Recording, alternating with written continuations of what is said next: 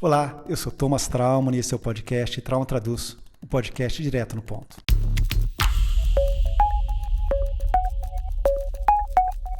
Traumann Traduz. Hoje é 28 de julho e vamos falar do governo que não acredita em pesquisas. Você deve ter visto que saiu hoje mais um levantamento sobre a aprovação do governo, agora do Instituto Datafolha. Não tem muita novidade não. No geral, nós assistimos um país dividido por três. Um terço ama o presidente Bolsonaro, não importa o que ele faça. Um terço odeia o Bolsonaro, não importa o que ele faça. E o último terço não gosta nem do Bolsonaro nem da oposição. Comparado com seus antecessores, Bolsonaro é o mais impopular presidente em início de mandato da história democrática. 3 em cada 5 brasileiros estão desapontados com esses 6 primeiros meses de governo. Logo no início do seu mandato, o presidente Bolsonaro ordenou o cancelamento das pesquisas oficiais. Por isso, ele não pode nem contrabalançar esse levantamento do Datafolha com uma pesquisa própria. Então ele fica naquela bravata de falar a popularidade das ruas, como se estádio de futebol ou feira agropecuária significasse algum tipo de aval. Aliás, nem vaia, nem aplauso dos lugares deve ser levado a sério. Agora, se fosse só pesquisa de opinião que esse governo não gosta, tudo bem. O problema é que essa descrença sobre balizas de resultados é geral e ela atinge a gestão da política pública.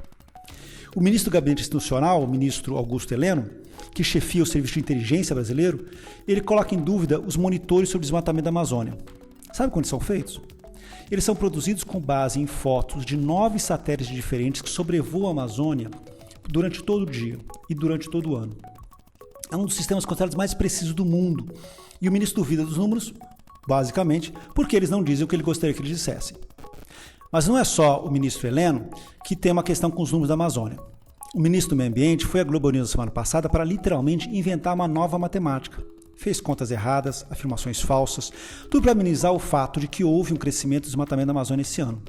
O avanço, aliás, não é nem tão absurdo assim, ele é resolvível. O país já teve meses de descontrole ambiental que foram sanados no passado. O problema é quando o governo se esconde dos números reais. Isso também aconteceu na saúde.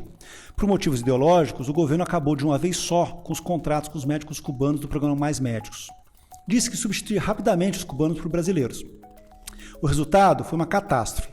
3 milhões de pessoas que tinham atendimento médico até o final do ano passado vivem agora em cidades sem médicos. Na mesma linha, bolsa de pesquisa de universidades públicas foram canceladas e até o formulário do censo de 2020 do IBGE foi reduzido. Nós podemos discutir durante horas cada uma das decisões caso a caso, e é fato que este governo tem menos dinheiro que seus antecessores para gastar. É natural, portanto, que em uma crise alguns gastos precisem ser cortados, ser diminuídos. Isso tudo bem. A questão é quando o corte não é feito para economizar, mas para reforçar ideias pré-concebidas.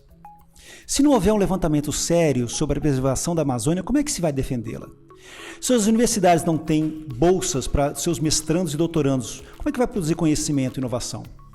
Se o governo não sabe o que a população acha que está fazendo errado, como é que ele vai melhorar? São questões importantes. E me lembra uma anedota da rainha Vitória da Inglaterra. No século XIX, uma revolta na Bolívia terminou no espancamento do embaixador britânico em La Paz. Furiosa ao saber do fato, a rainha queria invadir a Bolívia. E seus conselheiros ficaram, não era possível. A Bolívia, como nós todos sabemos, não tem mar, e seria absurdo levar um exército por dentro da América do Sul para invadir a Bolívia. A rainha ficou furiosa, pegou um mapa mundi, uma caneta e riscou a Bolívia no mapa. Pronto, a Bolívia não existe mais, ela teria dito. Desopinou o fígado, só que a Bolívia continua existindo. Enfim, você tem direito às suas opiniões, mas não aos seus próprios fatos. E fatos só são registrados com apuração, com pesquisa, com números.